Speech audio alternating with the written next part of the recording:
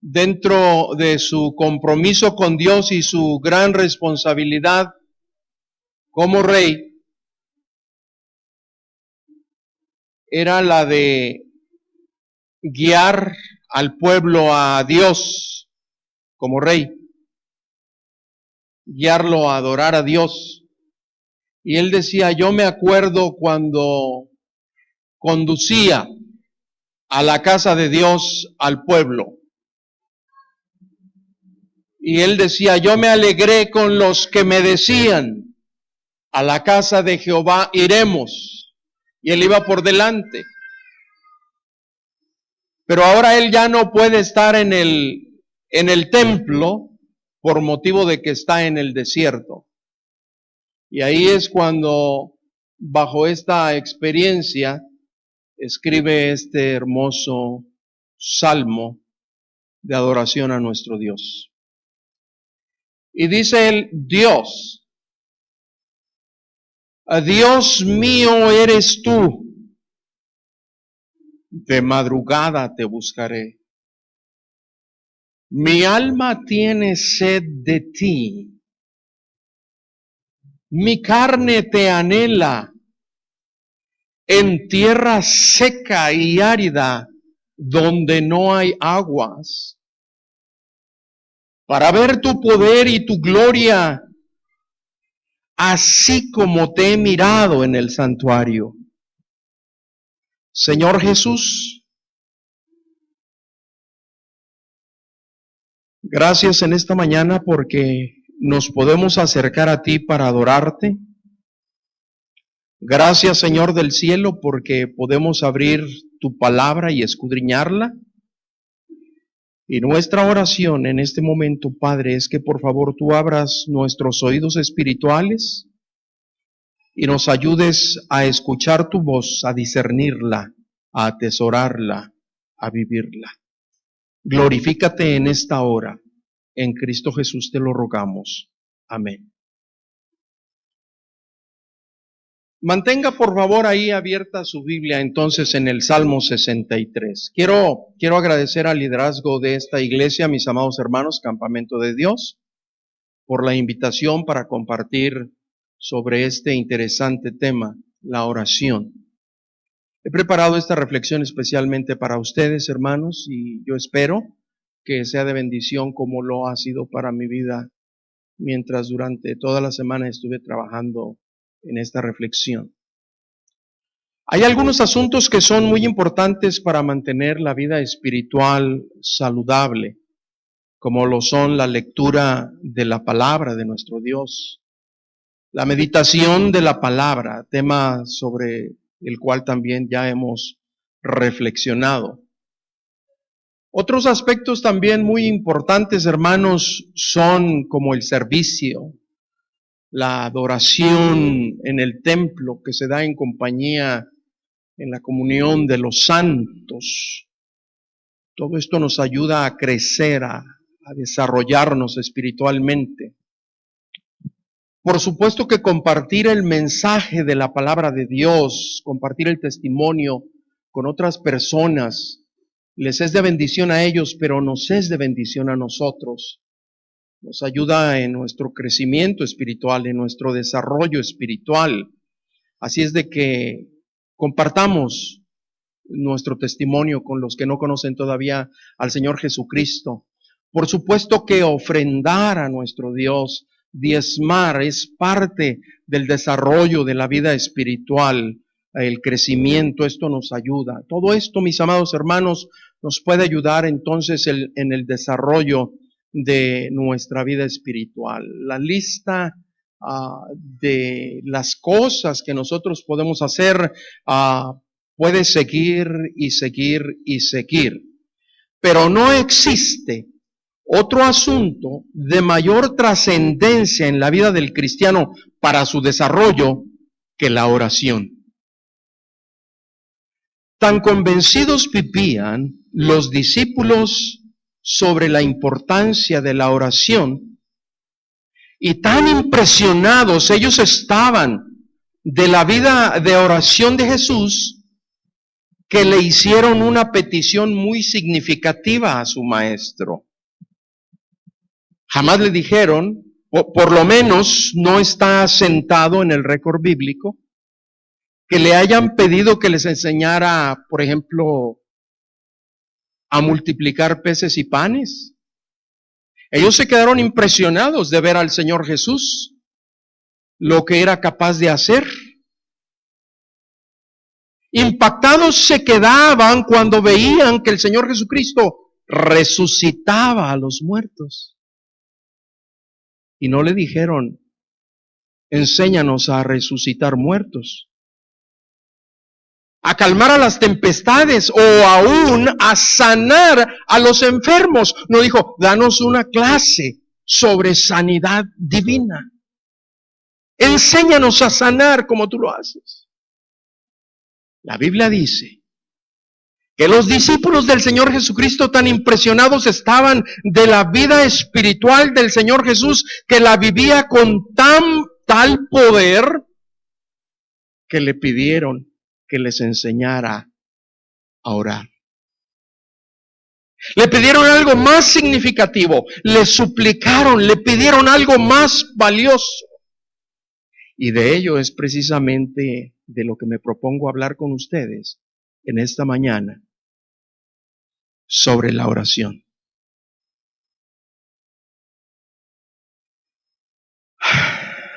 El Salmo 63 nos brinda una importante y significativa enseñanza. Y por supuesto, yo quiero decirle que sin pretender afirmar que aquí podemos decir y cubrir absolutamente todos los aspectos de la oración, por supuesto que no. Pero en este salmo encuentro tres principios significativos, y es en ellos que yo deseo enfatizar. ¿Qué nos enseña el Salmo 63 con respecto a la oración? Nos enseña en primer lugar el principio de la relación personal. Es un principio. Dios mío, eres tú. Cuando nos adentramos a entender los misterios y principios de la oración, mis amados hermanos, es necesario, primero y ante todo, comprender que debe hallarse, debe encontrarse, existir la conciencia de una relación personal. ¿Sabe usted que la única oración que Dios escucha de un no creyente es la oración para salvación? Debe haber una relación personal. Este principio lo enseña claramente el Señor Jesús en su palabra, cuando entrega las instrucciones respecto a la oración. Precisamente así es como Él lo empieza. El creyente ha entregado su vida en un acto de fe. Es el principio. El Señor Jesucristo dice, vosotros pues oraréis así. Mas vosotros pues oraréis así. Hay mucha gente que ora. Hay muchas personas que levantan su voz en oración. Hacen sacrificios, hacen rituales, suben al cerro, hacen tantas cosas y ellos están orando. No solamente los cristianos oran. Oran los budistas, oran los hinduistas, oran mucha gente. Mas vosotros, ustedes, los hijos míos, los que conocen a Dios, ustedes, mas vosotros oraréis así. Padre nuestro, que estás en los cielos. Esa es la oración que tiene valor. Esa es la oración que tiene poder. Es la oración que empieza entonces con el principio de una identificación personal con Dios. Por eso el salmista decía, Dios mío, eres tú. No era solamente Dios, era su Dios. Ese es el principio, mis amados hermanos. Entonces nos acercamos a Él como nuestro Padre. Nos tenemos que acercar a Él como nuestro Padre. Ese es el principio.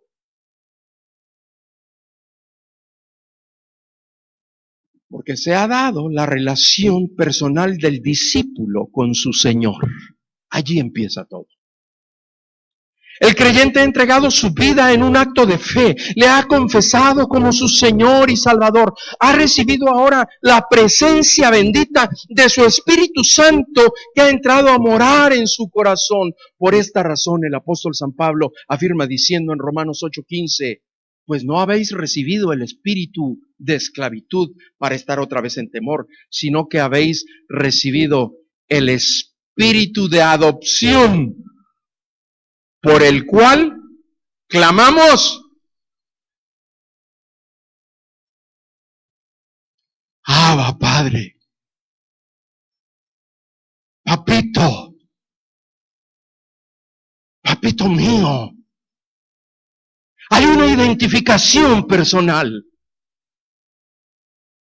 Solamente porque hemos recibido ese espíritu, podemos entonces identificarnos con Él y llegar a Él. Y no solamente para orar, dice, para clamar. Clamamos. Una cosa es pedir, otra cosa es clamar. David estaba clamando. Se encontraba en una situación adversa, difícil. Clamaba a Dios. Quiero ver tu poder y tu gloria, así como he mirado la manifestación tuya en el santuario. Cuando Pablo dijo en Efesios 2:19, así que ya no sois extranjeros ni advenedizos, sino conciudadanos de los santos y miembros de la familia de Dios. Lo que está declarando es precisamente esa verdad, el principio de la relación personal que se manifiesta porque Él vive en nosotros y a través de nosotros se da a conocer al mundo. La gente puede ver que Dios es amor y que Jesús es Señor cuando vivimos en armonía con otros, con nuestros vecinos, con nuestros familiares, con nuestros amigos, con nuestros hermanos en la fe y nos conducimos de acuerdo con lo que Dios dice en su palabra. Somos ciudadanos del reino de Dios porque tenemos una relación personal con Él.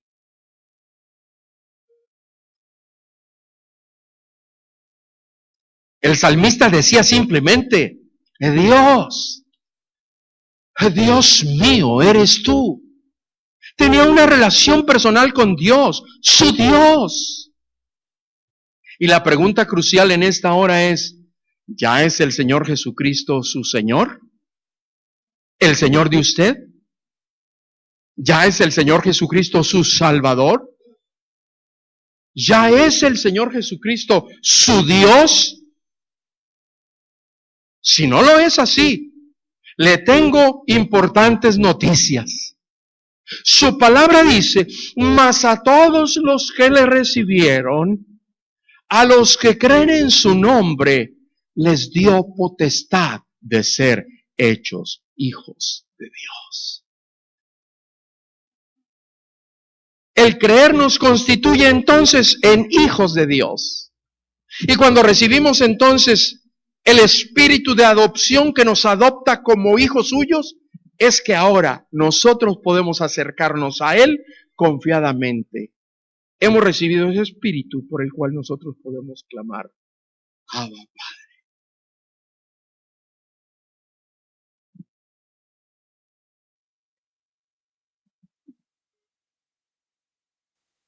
Hasta entonces, es que usted podrá orar diciendo, Padre nuestro. Por eso en esta mañana yo quiero invitarle a que lo reciba en su corazón.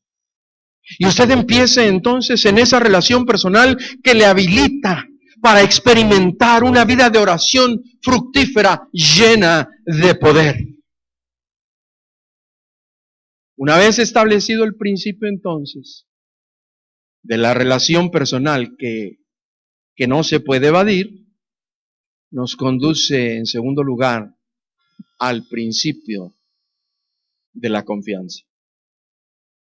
Es un principio. Primero usted tiene que ser un hijo de Dios. Es un principio. Y este salmo nos muestra, hermanos, otro principio. El principio de la confianza. Muy amable hermano, muchísimas gracias. El autor de la carta a los Hebreos, en el capítulo 11, en el versículo número 6, dice lo siguiente: el que a Dios se acerca, crea que Él es galardonador de los que le buscan. O sea, es bendecidor, es dador de los que le buscan. Eso habla entonces del principio de la confianza. Y luego después añade también, en el capítulo 4, versículo 16, diciendo: porque nosotros no tenemos un sumo sacerdote que no pueda compadecerse de nuestras debilidades y nuestras dolencias. Acaba de expresarlo. Nosotros no tenemos un sacerdote de ese tipo. Tenemos uno que traspasó los cielos. Tenemos uno que está sentado a la diestra del Padre. Tenemos uno que intercede por nosotros. Acerquémonos pues confiadamente al trono de su gracia para hallar gracia y ayuda para el oportuno socorro. Es eso, mis amados hermanos, el principio de la confianza. Soy hijo de Dios y me acerco porque soy hijo de Dios. No tengo ningún otro atributo, no tengo ninguna otra cuestión que me pudiera a mí hacer ganar el favor de Dios, sino que simple y sencillamente soy hijo de Dios. Me ha adoptado, he recibido el espíritu de adopción, me ha hecho ser su hijo. El Salmo 63 es precisamente un salmo que nos muestra ese principio, el principio de la confianza. La confianza en la ayuda continua de Dios. Es por supuesto un poema, himno, un canto de adoración a Dios. Y si usted observa, absolutamente todas las palabras de este salmo están dirigidas a Dios. Observe usted que en este salmo, observe por favor que en él no se canta de los atributos de Dios, no se canta de las virtudes de Dios, no se mencionan de las características de Dios, no habla de Él, sino que el adorador le habla a Él. Y este es un asunto muy importante. Mire, aunque no ese es el tema, pero permítame, perdóneme, déme la oportunidad de introducir este comentario. Ya habrá ocasión para extendernos más. Pero cuando el adorador está adorando a Dios, pero todo lo que está haciendo es hablar de Él. Hay muchos cantos muy hermosos y que son verdad, ¿no? ¿Ha escuchado usted, por ejemplo, ese canto que dice, tierra bendita y divina, la de la Palestina, donde nació Jesús, eres de las naciones cumbres, bañada por su lumbre? ¿Sí, ¿lo ha escuchado? Todo eso es cierto. Pero cuando yo voy a adorar a Dios, yo no quiero hablar de la tierra donde nació Él, yo quiero hablar del que nació en esa tierra. ¿Sí me explico? Santa Biblia, para mí eres un tesoro aquí, tú contienes la verdad. Eso es cierto. Pero cuando yo voy a adorar a Dios, mis amados hermanos, yo no quiero dirigirme y yo no quiero cantarle a la Biblia, ni quiero cantarle a la tierra, quiero cantarle al autor de esa palabra. Quiero dirigirme a Él. Quiero tener un encuentro con Él. Quiero tener una relación con Él. Quiero exaltar las virtudes de aquel que nos llamó de las tinieblas a su luz admirable. A ese Dios, el Dios mío, El Dios de que cada día pido yo pueda estar cada día más enamorado de Él, más apasionado de Él. El Dios que quiero cada día conocer más y más. Y esto era lo que el salmista hacía. Se dirige a Él. Está en comunión con Él. Está buscándole a Él. Las primeras palabras que el salmista dirige a Dios en oración. Y es que precisamente la oración es eso. ¿Cómo se define, amados hermanos, simple y sencillamente la oración? ¿Cuál es? Dígame qué es orar a Dios.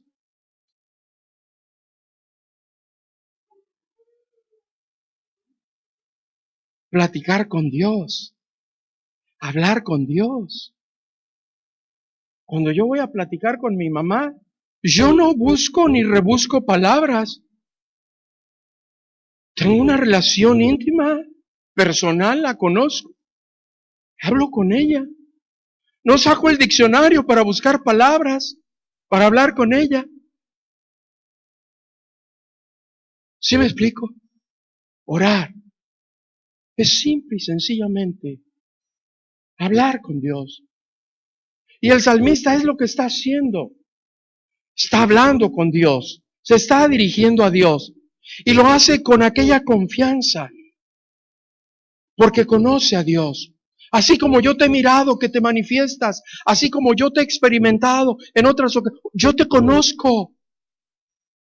Se acerca con ese corazón abierto y le dice, Dios, Dios mío eres tú. Con esa confianza se acerca. No es el Dios de mi mamá, no es el Dios de mi papá, no es el Dios de mi suegra, no es el Dios de mi suegro, es el Dios mío. No es el Dios de mi novia, es el Dios mío. Es el Dios mío a quien yo conozco, a quien yo quiero adorar, a quien yo quiero amar, con quien yo quiero tener una relación íntima y personal. Este es el principio de la confianza. Acerquémonos pues confiadamente al trono de su gracia. Esas palabras nos muestran el principio de la confianza, mis amados hermanos. Confianza que brota del sentido de conciencia de una relación personal. Es el principio de la confianza de aquel que se sabe ser hijo de Dios. La confianza de saber que no ha sido engendrado de sangre. La confianza de saber que no ha sido engendrado ni de voluntad de carne, ni de voluntad de varón, sino por obra y gracia del Espíritu Santo. Es el principio de confianza que surge del Hijo que ha sido engendrado y que desde esa sagrada y bendita posición se sabe con el derecho, se sabe con la autoridad, se sabe con el poder de acercarse confiadamente al trono de la gracia. Los que están sentados en el trono están para juzgar. Los que tienen el poder, los que son los soberanos. Pero nosotros, amados hermanos, no nos acercamos al trono de Dios para recibir condenación y juicio. Nos acercamos con el principio de confianza porque vamos a recibir no condenación, sino gracia y ayuda para el oportuno socorro. Ahí está Dios para tendernos su mano. Ahí está Dios para levantarnos. Ahí está Dios para fortalecernos. Ahí estará Dios, mis amados hermanos, para bendecir nuestra vida mucho más abundantemente de lo que nosotros pedimos o entendemos. Ese es nuestro Dios. Ese era el Dios del salmista. Dios, Dios mío eres tú. Se sabe poseedor de un Padre que a diferencia nuestra ejerce una paternidad distinta. Un bendito Padre que nos hace reflexionar en la realidad de que nosotros, aun cuando somos malos, sabemos dar buenas dádivas a nuestros hijos. Pero como lo conoce así, se acerca con confianza por esa sencilla razón, que si nosotros siendo malos, ¿cuánto más no hará Él por nosotros? Es por eso, mis amados hermanos, que estas palabras han de mostrar con toda claridad y sin duda alguna el principio de la paternidad divina y nuestra posición bendita y privilegiada, la de ser sus hijos. Bendito sea nuestro Dios. Bendito sea nuestro Dios.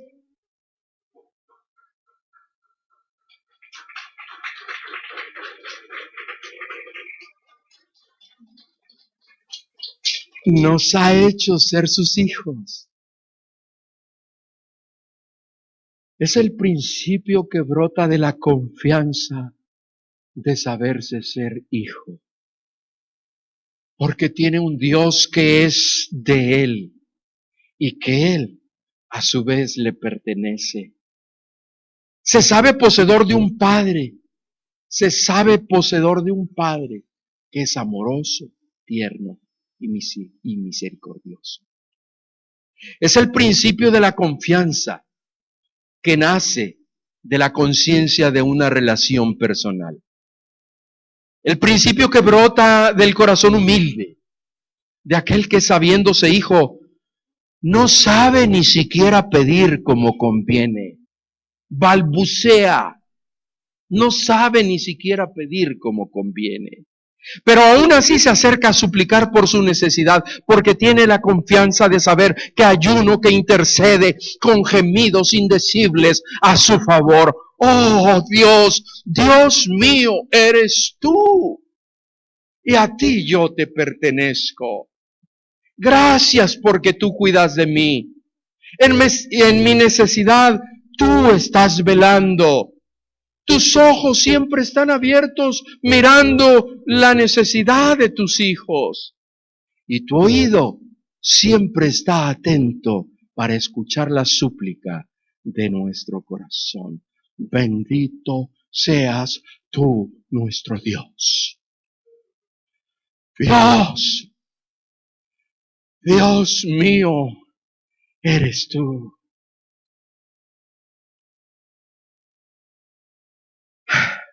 Ese es el principio de la confianza que está manifestado en el Salmo 63.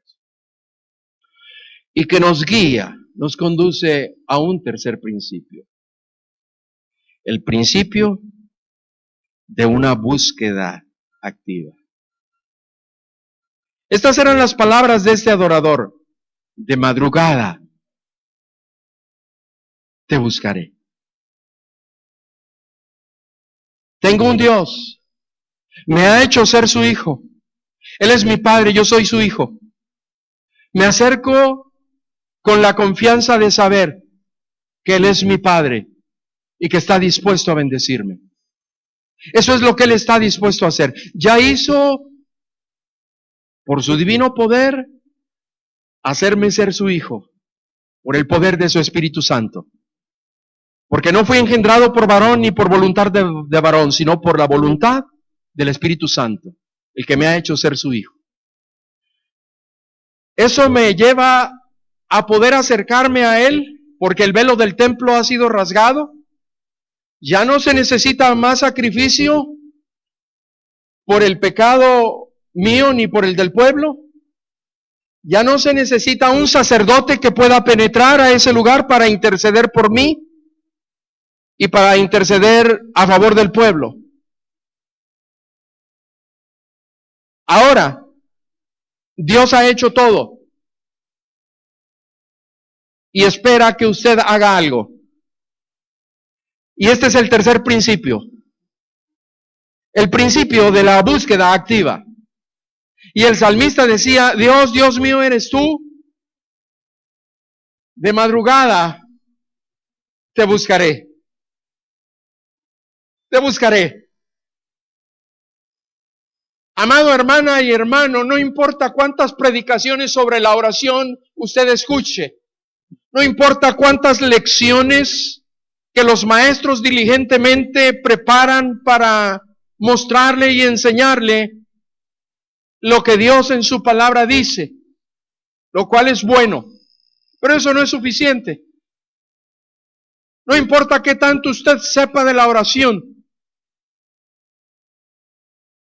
lo que importa es que usted conozca a un Dios, que tiene una relación con Él, se acerque con confianza en esa posición que le ha dado como hijo. Y aún cuando usted diga, es que yo no sé orar, oren por mí. No le preste oído a Satanás. Eso es mentira. Eso es mentira. ¿Qué acaso un padre no entiende las palabras cortadas y balbuceantes de su hijo pequeño? ¿Qué acaso una madre no sabe cuando su pequeño está llorando qué es lo que necesita? Desde pequeñito, aunque no hable, se comunica. Es que tiene hambre. Es que hay que cambiarle el pañal. Es que no ha descansado bien. Es que anoche no durmió bien. Y yo digo, pero qué buenos intérpretes son todos estos, ¿no? Especialmente las mamás que le dicen al esposo, ¿no? Ya está llorando otra vez. Dice, pues es que tiene hambre. Está llorando porque es un chiflado. Dale unas nalgadas, ¿no? ¿Sí? Es que no le entiendo. Ya le cambié el pañal, ya le di de comer, ya lo bañé. Ahora, ¿qué quieres, muchacho? ¿Y qué es lo que dice la madre tierna, amorosa y misericordiosa? Quiere que lo cargues un ratito. Le hace falta su apapacho. Y lo carga, ¿y qué pasa? Oiga, mire, así, pum, como por arte de magia, se cayó, se le quitó el dolor, se le quitó el hambre, se le quitó el frío, se le quitó todo, ¿no? Así es nuestro Dios con nosotros, hermanos. No importa que usted no pueda hablar, no se trata de palabras buscadas, no se trata de fórmulas. Lo que Dios ha hecho, lo ha hecho, y Dios espera que usted y yo hagamos algo. De madrugada dice, te buscaré. Este es el tercer principio, la búsqueda activa. El salmista buscaba a Dios en oración, meditando en Él. Él decía, cuando me acuerdo de ti en las vigilias de la noche, ¿sí? A cualquier momento. Miren, mis amados hermanos, yo me acuerdo de la novia de Leonardo. Leonardo era un hermano allá en la iglesia, entre los jóvenes, que guiaba la adoración. Por eso me acerco con los jóvenes. Allá, era el que guiaba la adoración en la iglesia. Y era un grupo de alabanza muy bonito. Leonardo tenía una novia. La novia estaba enamorada de Leonardo, yo no sé por qué razón, probablemente porque dirigía la alabanza. Yo no lo sé. Pero la novia de Leonardo entonces iba a la iglesia, conoció a Leonardo y empezaron una relación de noviazgo. Y la novia de Leonardo en una ocasión pidió que por favor el pastor orara. Y pidió a la congregación, hermanos, por favor, oren por mí. Y expresó su necesidad y su problema. Y los hermanos, por supuesto, empezaron a orar. Pero resulta que un diácono que estaba siempre buscando, viendo allá que no abrieran los carros, que no se robaran las llantas, que no les quebraran los vidrios, ¿sí? Entonces entró al templo y cuando él entra al templo, ve a la novia de Leonardo con su frasquito de pintarse las uñas bien ocupada. Mientras en el frente el pastor estaba orando por la novia de Leonardo. Leonardo, la novia de Leonardo, estaba pintándose las uñas. Interesante, ¿no?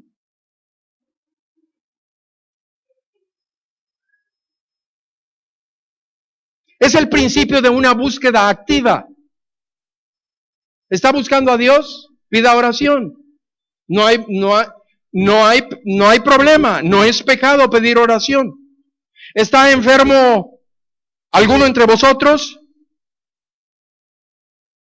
Pida oración, llame a los ancianos de la iglesia, porque también debe de recordar que no son magos, ¿eh? A veces, estuve enfermo toda la semana, nadie me habló. Pues los hermanos no son magos. ¿Les dejó usted saber que estaba enfermo? Llame, dice llame, y no había teléfono en aquel tiempo, fíjese, y dice llame.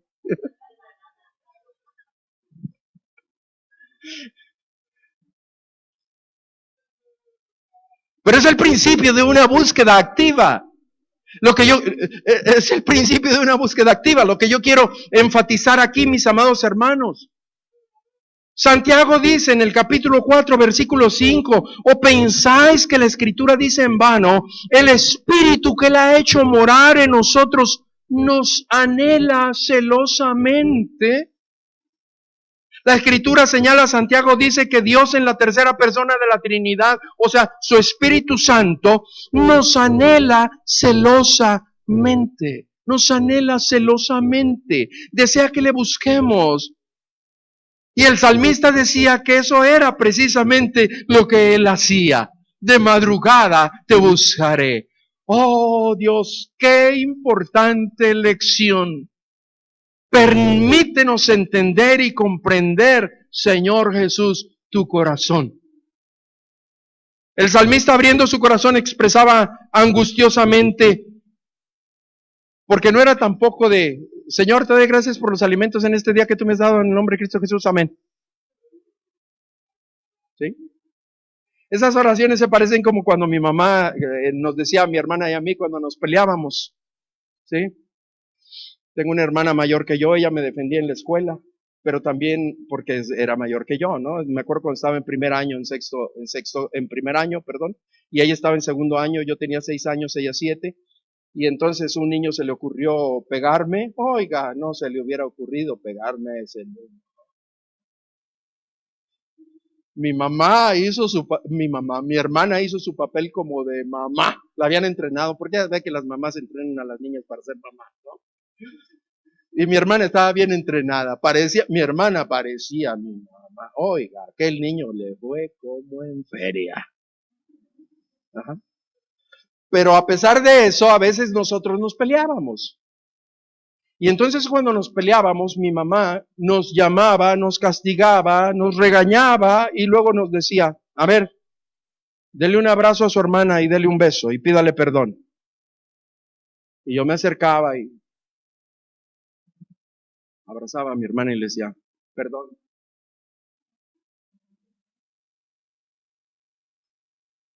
¿Se da cuenta? Ya lo había hecho. Podemos orar. ¿Se da cuenta? Ya lo hicimos. ¿Podemos pedir oración? Ya lo hacemos. Como la novia de Leonardo. Pero mis amados hermanos, aquí se trata del principio de una búsqueda activa. Es el Espíritu que nos anhela celosamente. El salmista, abriendo su corazón angustiosamente, por eso decía, mi alma tiene sed de ti. ¿Por qué va a la reunión de oración? ¿Por qué se dirige a Dios en oración? No lo haga como yo cuando le pedía perdón a mi hermana, porque había que pedirle. Se trata, mis amados hermanos, de llegar con el corazón en la mano, de hablarle a nuestro Dios con el corazón, aun cuando nuestros labios no lo puedan hacer. El salmista decía, mi alma tiene sed de ti. ¿Cómo usted busca a Dios? El salmista decía, mi carne te anhela. Mi carne te anhela en tierra seca y árida, donde aguas no hay, para ver tu poder y tu gloria. ¿Quiere usted ver el poder y la gloria de Dios? No es de que el hermano ore por usted. ¿Quiere usted ver el poder y la gloria de Dios? Por supuesto que no es una carga para nosotros. Pero no se trata tanto de que los líderes oren por usted. Es el principio de la búsqueda activa de aquel que busca a Dios desesperadamente, así como el siervo brama por las corrientes de las aguas, así clama, oh Dios, el alma mía. ¿Cuándo vendré? Decía, y me presentaré delante de ti. Fueron mis lágrimas,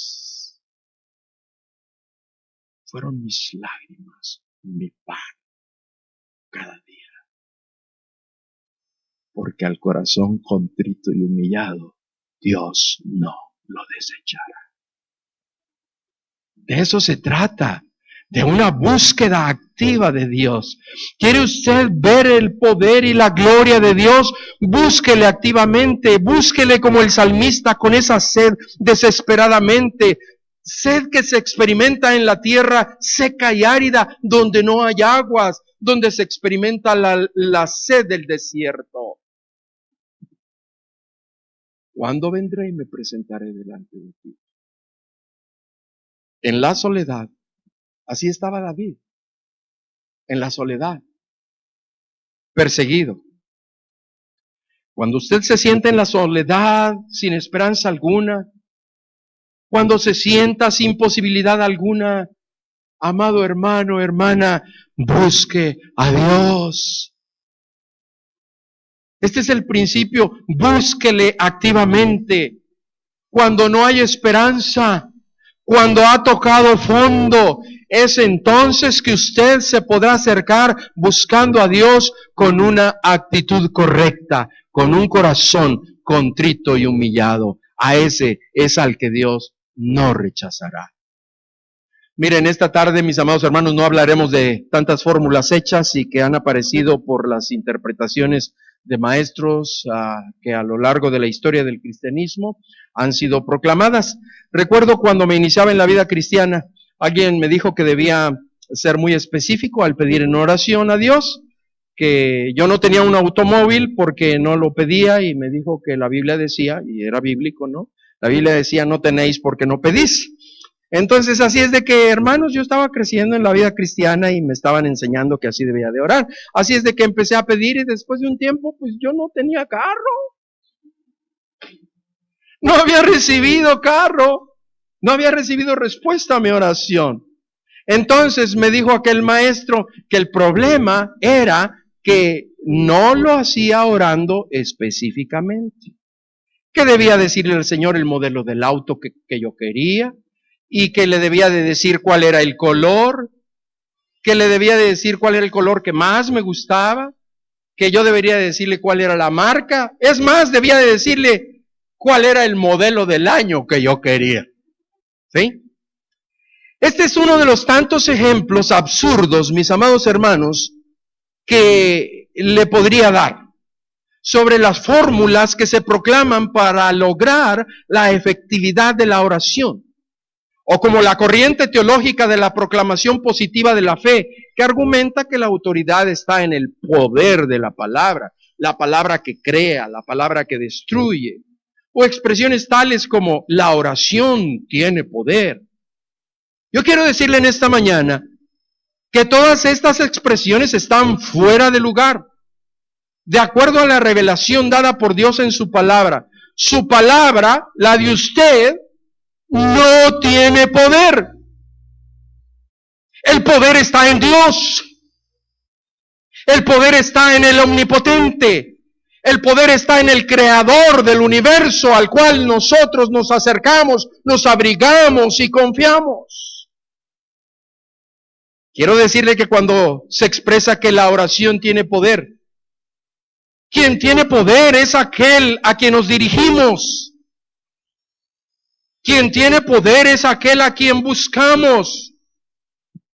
Quien tiene poder es aquel que hizo los cielos y la tierra.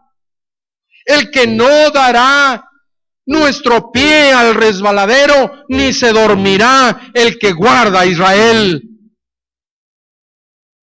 Quien tiene poder es el bendito Dios y Padre de nuestro Señor Jesucristo, que está sentado en su trono de gloria y desde ahí rige y controla absolutamente todo el universo. Él es el Señor, quien tiene todo poder. Es aquel a quien se le ha concedido. Es a Él a quien se le ha dado toda la autoridad. Por eso nos acercamos confiadamente y por eso le buscamos, porque Él tiene todo poder, a Él se le ha concedido. Y un día, ante Él, toda rodilla se doblará. Él tiene todo el poder. Por eso un día, toda lengua confesará que Jesucristo es el Señor, para gloria de Dios Padre.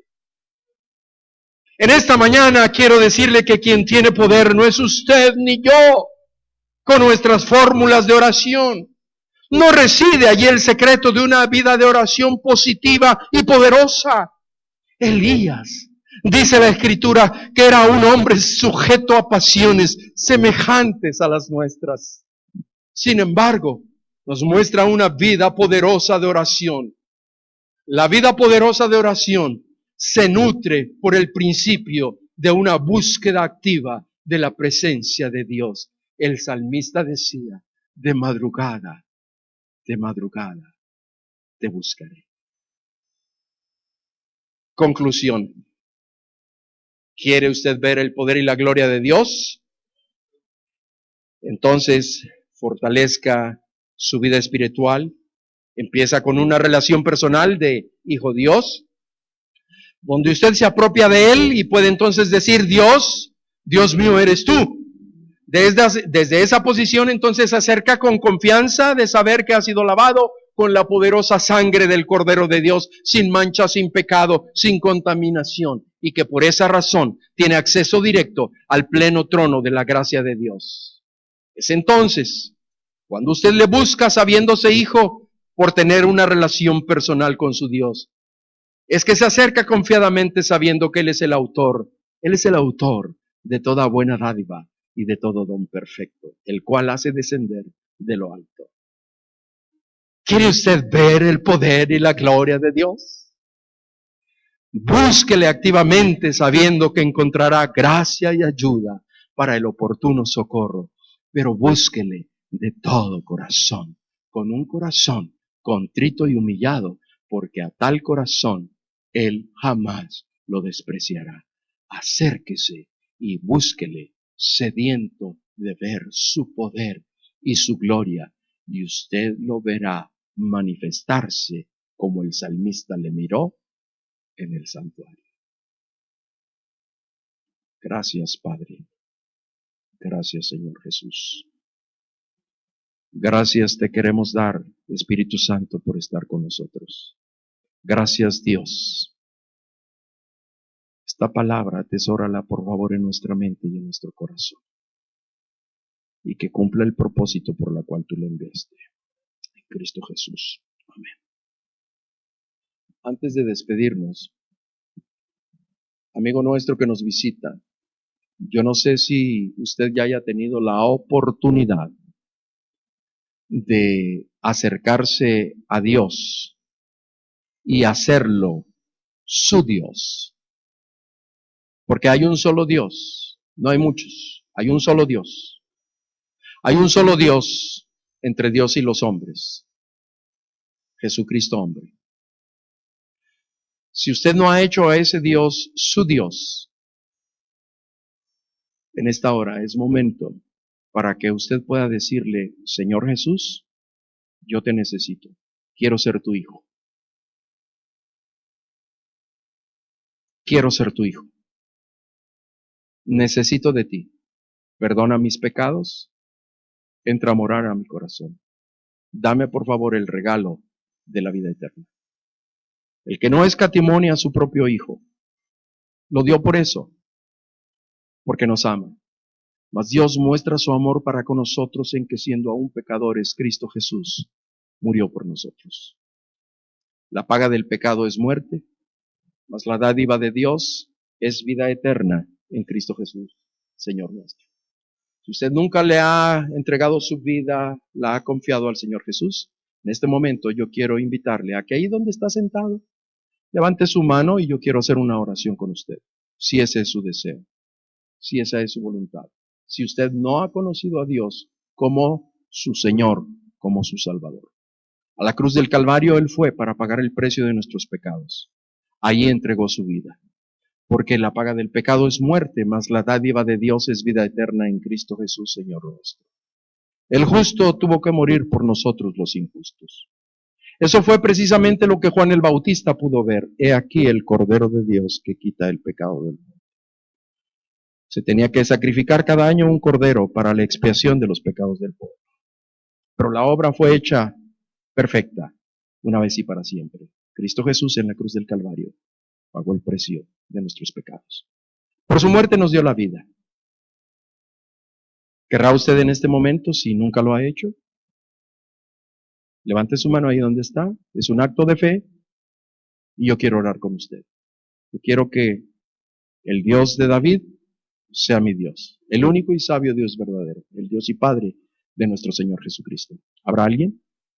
Bien, mis amados hermanos, ustedes que le conocen, busquemos cada día a nuestro Dios. Busquémosle fervientemente. Busquémosle. Ya somos sus hijos. Y el que no escatimó a su propio hijo, hombre caramba, ¿cómo no nos dará también con él todas las cosas? Dios les bendiga abundantemente.